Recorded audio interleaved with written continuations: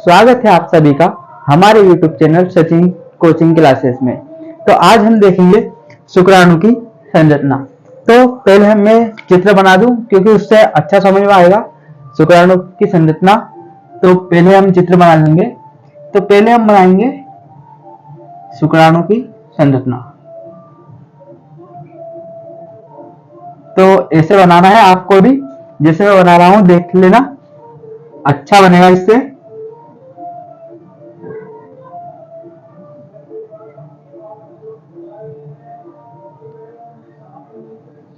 और ये IMP question है बोर्ड के हिसाब से, तो इसको अच्छे से कर लेना है आपको। चित्र सहित आएगा तो ये 5 नंबर में आएगा।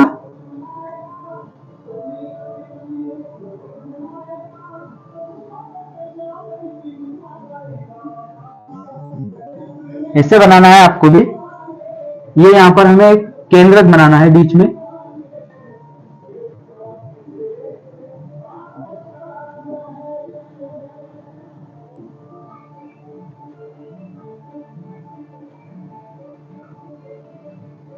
और यहाँ पर एक ऐसी संरचना पाई जाती है।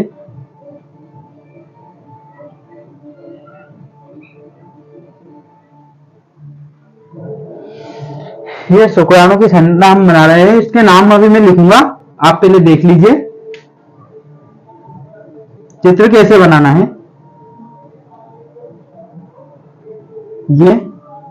ये हम बना रहे हैं माइटोकॉन्ड्रिया। क्या है? माइटोकॉन्ड्रिया। माइटोकॉन्ड्रिया है। अब हम बनाएंगे अक्षीय तंतु। ये अक्षीय तंतु है, ये केंद्रक है। अब हम इसका नामकरण करेंगे। ये यहां पर भी बना दें पूंछ में।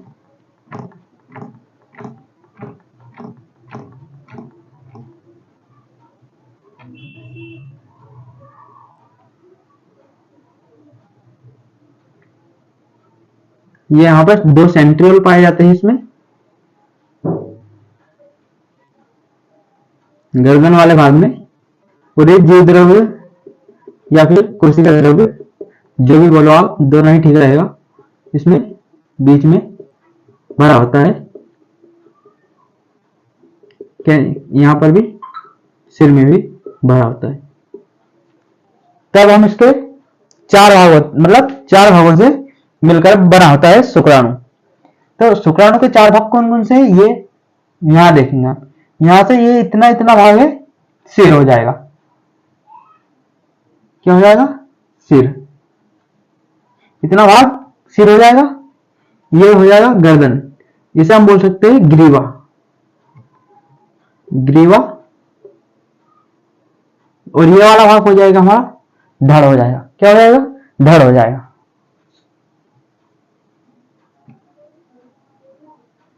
और ये हो गई हमारी पूंछ। सभी को पता है ये तो, ये पूंछ है। पूंछ है। अब हम देखेंगे कि इसमें है क्या क्या। तो देखेंगे, ये होता है एक्रोसोम। इसका नाम है एक्रोसोम। एक्रोसोम क्या है? एक्रोसोम सिर है, इसमें होता है एक एक्रोसोम होता है। फिर ये देखेंगे हम, ये है केंद्रक,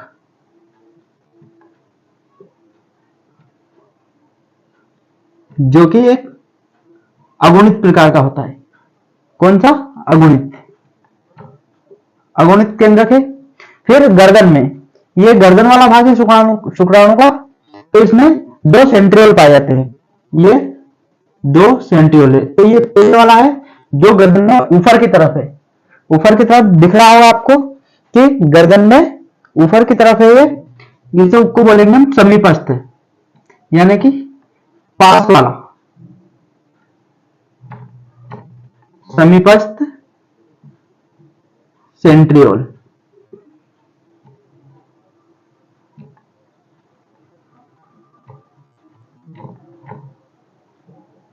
उसी प्रकार एक ये वाला, जब ये समीपस्थ है तो ये दूर है, तो इसे हम बोल देंगे दूरस्थ।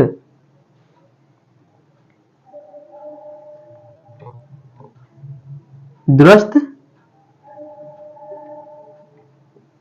सेंट्रियोल,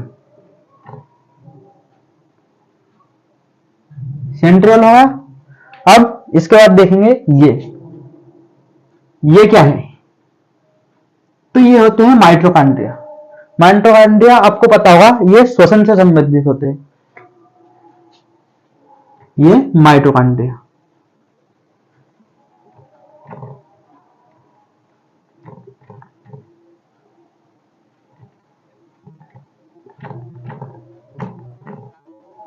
माइटोकॉन्ड्रिया हुआ है। इसके बाद ये माइटोकॉन्ड्रिया किससे जुड़े हैं, ये बीच में दिख रहा होगा आपको, ये तो इन्हें बोलते हैं अक्षी तंतु। क्या है, अक्षी तंतु।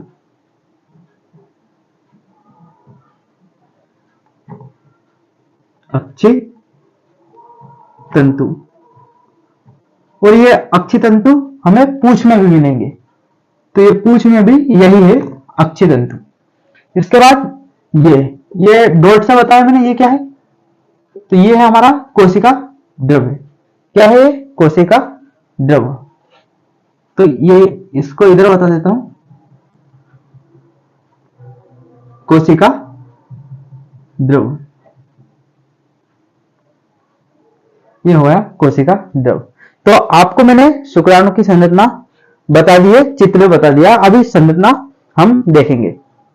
तो थोड़ा सा शुक्राणु के बारे में आपको बता दूं, शुक्राणु असल में है क्या। तो शुक्राणु क्या है, शुक्राणु आपको तो पता ही होगा शुक्राणु क्या है, आप जैसे बच्चों इनमें ज्यादा ध्यान रहता है। तो शुक्राणु क्या है, शुक्राणु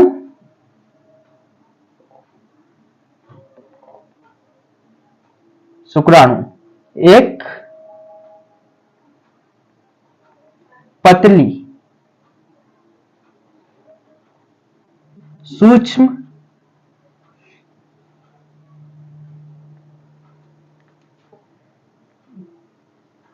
जल संरचना है, संरचना है। और इसका आकार कितना होता है, तो एक शुक्राणु का आकार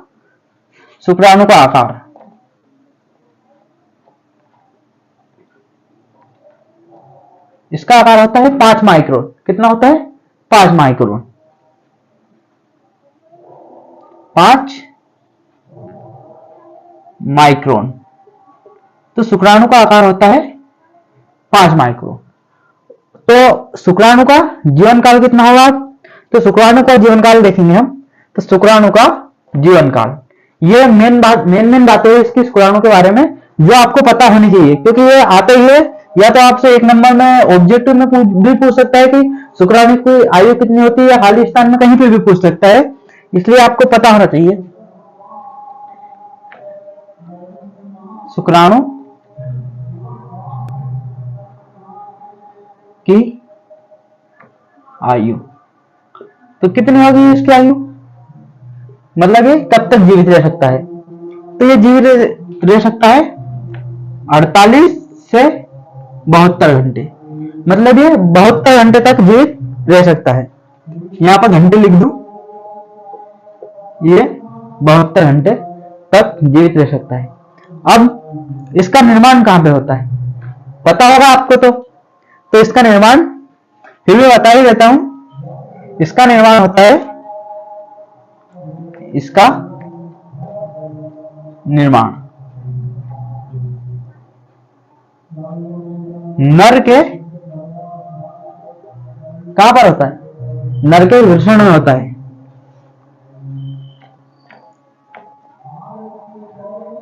वृषण कोश, वृषण कोश में शुक्राणु जनन की क्रिया द्वारा होता है।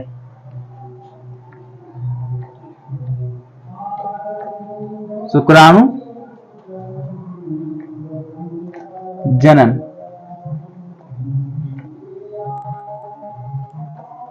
की क्रिया द्वारा होता है। देख लीजिए कहां पर होता है इसका निर्माण, वृषण में होता है। तो मैं बता दूं आपको कि ये वृषण होते हैं, ये बाहर उदर गुहा से निकलकर बाहर आ जाते हैं। कहां पर? बाहर श्रोणी क्षेत्र में आ जाते हैं। तो क्यों आ जाते हैं? क्योंकि शुक्राणु जनन के लिए हमारे शरीर के तापमान से 2 से 2.5 डिग्री का तापमान कम की जरूरत होती है शुक्राणु जनन के लिए। तो यहां पर लिख देता हूं मैं, क्या है? वृषण। वृषण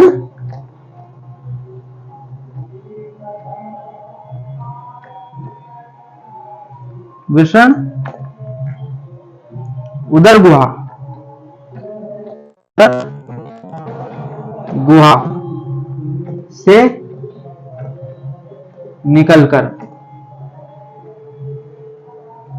श्रोणी क्षेत्र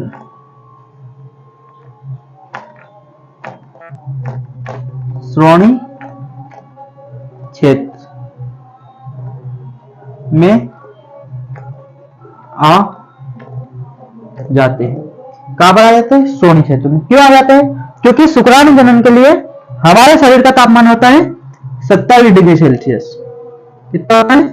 27 डिग्री सेल्सियस होता है। लेकिन शुक्राणु के तापमान की जरूरत होती है इससे 2 से 2.5 डिग्री कम, यानी कि हम मान लेंगे यहाँ पर 25, मान लो 25 डिग्री तापमान पर हो रहा है शुक्राणु जनन, इसलिए बाहर आ जाता है। क्योंकि तापमान बाहर का कम होता है, हमारा शरीर का तापमान निश्चित रहता है 27 डिग्री सेल्सियस। देख लीजिए, आप उतार लीजिए। इसके बाद हम इसके हर एक भाग को देखेंगे। जैसे ये पहला वाला है, इसको अलग अलग देखेंगे।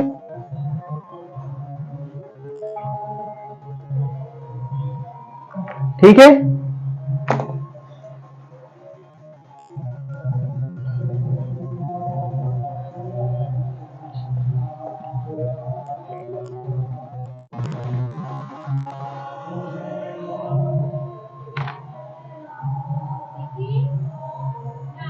ये इतना तो लिखा रहे, चित्र अपन बना रहते हैं। ये माइटोकॉन्ड्रिया, ये अक्षितंतु,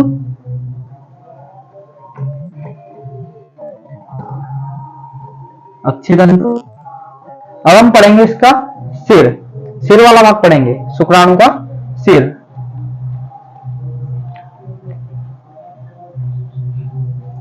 तो इसके बारे में हम जानेंगे। तो ये क्या है? अब आपको में दिखाई दे रहा होगा कि यह शुक्राणु का ऊपरी भाग है। कौन सा भाग है? ऊपरी। तो शुक्राणु का ऊपरी भाग, शुक्राणु का ऊपरी भाग सिर कहलाता है। सिर कहलाता है ना। इसमें यह होता है केंद्रक, इसके मध्य में क्या होता है? केंद्रक होता है। इसके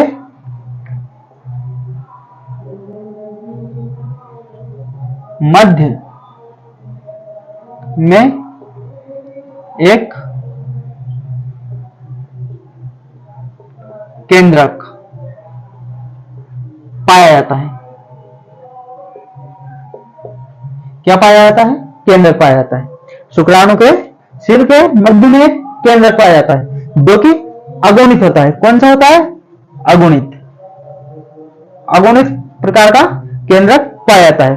फिर इसके ऊपर, सिर के ऊपर एक संरचना पाई जाती है गांठ के समान। कैसी?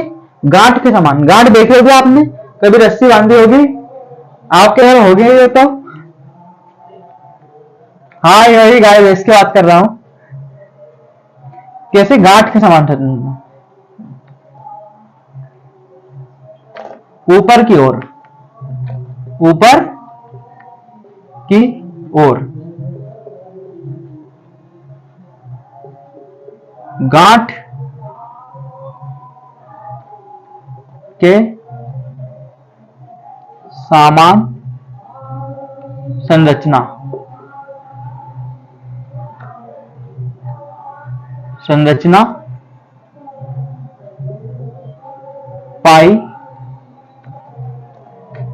जाती है। कैसी? गांठ के समान संरचना पाई जाती है, जिसे हम एक्रोसोम कहते हैं। क्या कहते हैं? जिसे एक्रोसोम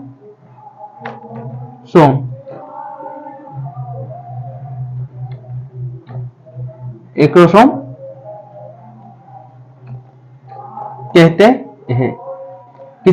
इसे हम एक्रोसोम कहते हैं। मतलब शुक्राणु के सिर के ऊपर की ओर, शुक्राणु के सिर के ऊपर की ओर, ये सिरे इसके ऊपर, ये दिख रहा होगा आपको, ये संरचना पाई जाती है गांठ की तरह ये, तो इसे एक्रोसोम कहते हैं। एक्रोसोम, और ये काय का बना होता है? ये बना होता है एक्रोसोम, जो कि गोल्जी काय, गोल्जी काय का बना होता है। एक्रोसोम काय का बना होता है? गोल्जी काय का। अब इस एक्रोसोम का कार्य क्या है? तो एक्रोसोम का कार्य देखेंगे। तो एक्रोसोम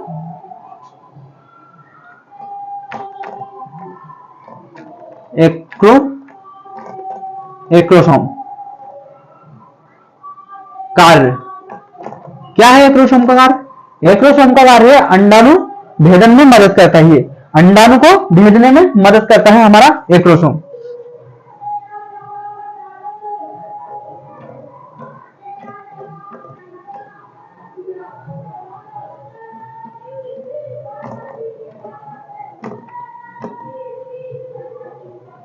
अंडाणु भेदन में मदद करता है। और जो ये सिर है हमारा, इसका भी कार्य है, पूरे सिर का, सिर इसका कार्य है, यह तैरने में सहायक होता है। काय में? तैरने के लिए, शुक्राणु को तैरने के लिए सहायक होता है, तैरने में सहायक। ठीक है।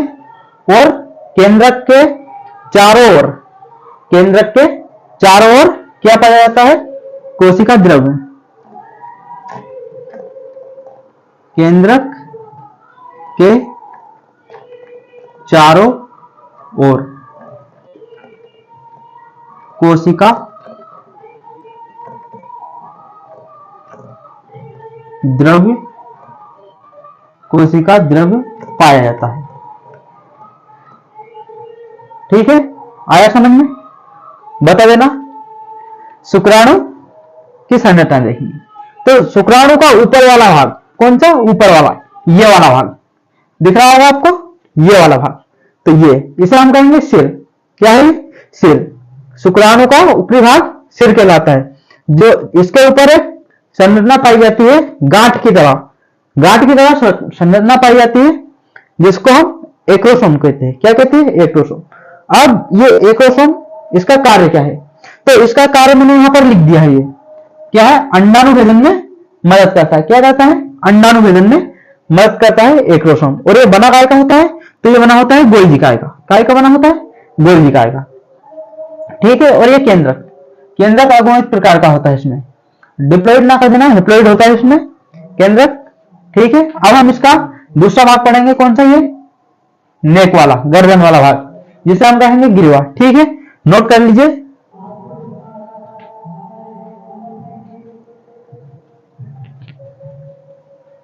चित्र तो बना लेने देते हैं अपन।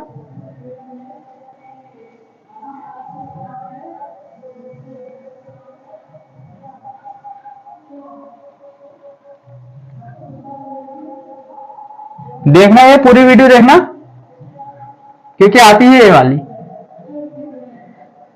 शुक्राणु की संरचना। 5 नंबर या 3 नंबर का क्वेश्चन आते ही आता है इसका बोर्ड में, इसलिए ध्यान से देखना। ठीक है। अब हम पढ़ेंगे ग्रीवा। क्या? ग्रीवा। ग्रीवा यानी कि गर्दन। गर्दन वाला भाग पढ़ेंगे, कौन सा? ये वाला। तो अब इसका कार्य क्या है? गर्दन देखो क्या कर रही है, ये क्या है? सिर है और ये धड़ है। तो पहला पॉइंट यही होगा हमारा, क्या कि यह सिर एवं धड़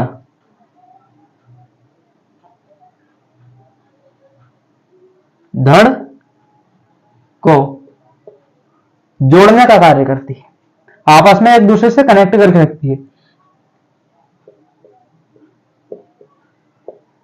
जोड़ने का कार्य करती है। ठीक है, नेक्स्ट क्या करती है, सिर और धड़ को आपस में एक जोड़ने का कार्य करती है, मतलब एक कड़ी की तरह कार्य करती है गर्दन। इसमें दो सेंट्रियोल पाए जाते हैं, कितने, दो सेंट्रियोल पाए जाते हैं, ये दो सेंट्रियोल है, तो इसमें दो सेंट्रियोल पाए जाते हैं, इसमें दो सेंट्रियोल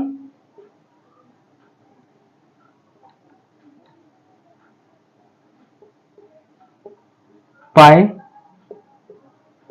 जाते हैं, कितने, दो सेंट्रियोल पाए जाते हैं। कौन कौन से, ये तो ऊपर वाला मतलब जो गर्दन के करीब है, ये सिर वाला, सिर के करीब ही है, गर्दन में जो सिर के करीब है उसको बोलेंगे समीपस्थ। कौन कौन सा, तो पहला होता है समीपस्थ, समीपस्थ सेंट्रियोल। ठीक है, तो पहला समीपस्थ है, ये दूसरा, ये हो जाएगा दूरस्थ सेंट्रियोल। कौन सा जाएगा, दूरस्थ सेंट्रियोल। ठीक है, आया समझ, कौन सा होगा, दूरस्थ सेंट्रियोल। तो गर्दन के बारे में इतना ही। तीसरा हमारा कौन सा भाग आएगा, ये धड़, शुक्राणु की धड़ आ जाएगा। ठीक है, तब हम धड़ देखेंगे, ये दूसरा है हमारा, अब आ जाएगा तीसरा। तो धड़, ये वाला हिस्सा धड़ है, तो ये बीच वाला हिस्सा बोल सकते हैं हम इसे शुक्राणु का धड़ है। तो हम देखेंगे धड़, तो शुक्राणु के धड़, इस वाले हिस्से में क्या क्या पाया जाता है, तो इसमें हम देखेंगे सबसे पहले अक्षी तंतु। क्या, अक्षी तंतु पाए जाते हैं, मतलब ये वाले अक्षी तंतु, इन्हें कहते हैं अक्षी तंतु। या आप पहले लिख लीजिए माइटोकॉन्ड्रिया, इसमें माइटोकॉन्ड्रिया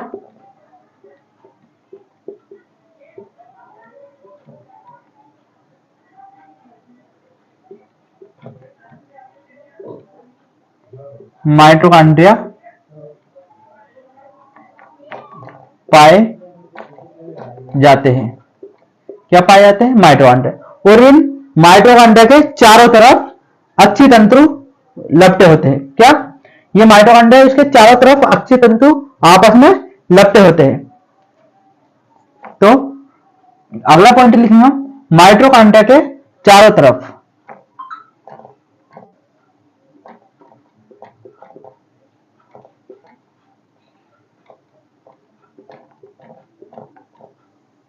माइटोकॉन्ड्रिया के चारों तरफ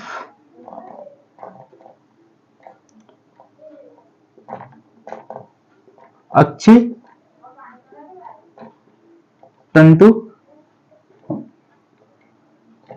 लपटे होते हैं, है ना, आया समझ में, क्या होते हैं, लपटे होते हैं। कौन, माइटोकॉन्ड्रिया, ये माइटोकॉन्ड्रिया है, इनके ये ऐसे है, तो ये यूं में भी ये लपटे होते हैं।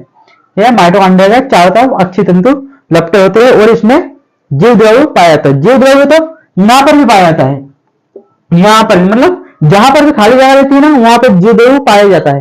तो इसमें जीव द्रव्य पाया जाता है, क्या में, धड़ वाले क्षेत्र में जीव द्रव्य पाया जाता है। क्या, इसमें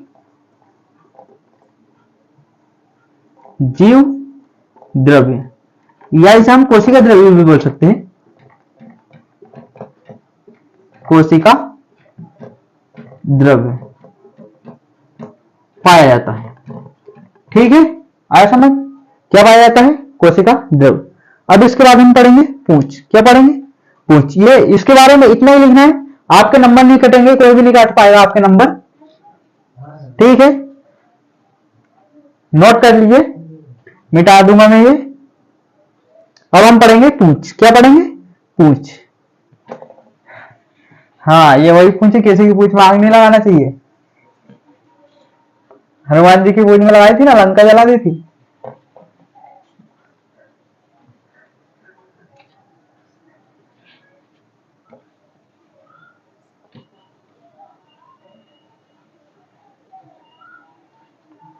ठीक है, तो हम पढ़ेंगे चौथा भाग। चौथा भाग क्या है हमारा? पूंछ।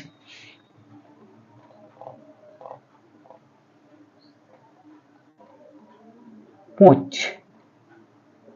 ठीक है, चौथा भाग है पूंछ। अब क्या है इसमें? यह शुक्राणु का, अभी तक हमने सारे भाग पढ़े ना, इसमें सबसे बड़ा भाग यही है, शुक्राणु का सबसे बड़ा एवं पतला भाग है। पतला भाग है। इसमें अत्यधिक मात्रा में अक्षी तंतु पाए जाते हैं। क्या पाए जाते हैं? अक्षी तंतु। इसमें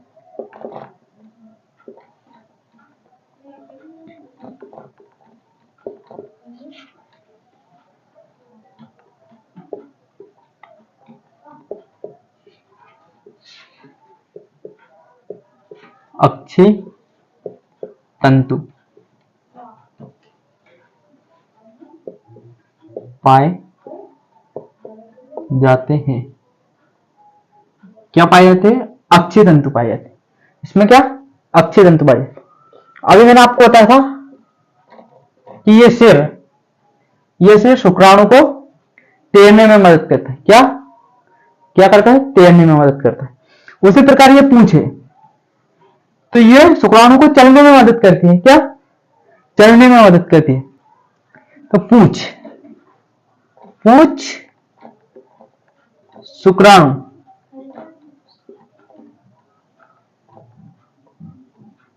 को गति प्रदान करती है या फिर चलने में सहायता करती है। तो हम लिख देंगे गति प्रदान करती है। गति प्रदान करती है। पूंछ शुक्राणु को गति प्रदान करती है। क्या करती है? गति प्रदान करती है। तो हमने कंप्लीट कर लिया है शुक्राणु और उसकी संरचना। शुक्राणु का चित्र भी बना लिया हमने और उसकी संरचना भी पढ़ ली है डिटेल से। तो आपको वीडियो अच्छी लगी हो तो लाइक करें, सब्सक्राइब करें हमारे चैनल को। ठीक है, और अब हम अगली वीडियो में देखेंगे अंडाणु की संरचना। अंडाणु की संरचना। ठीक है।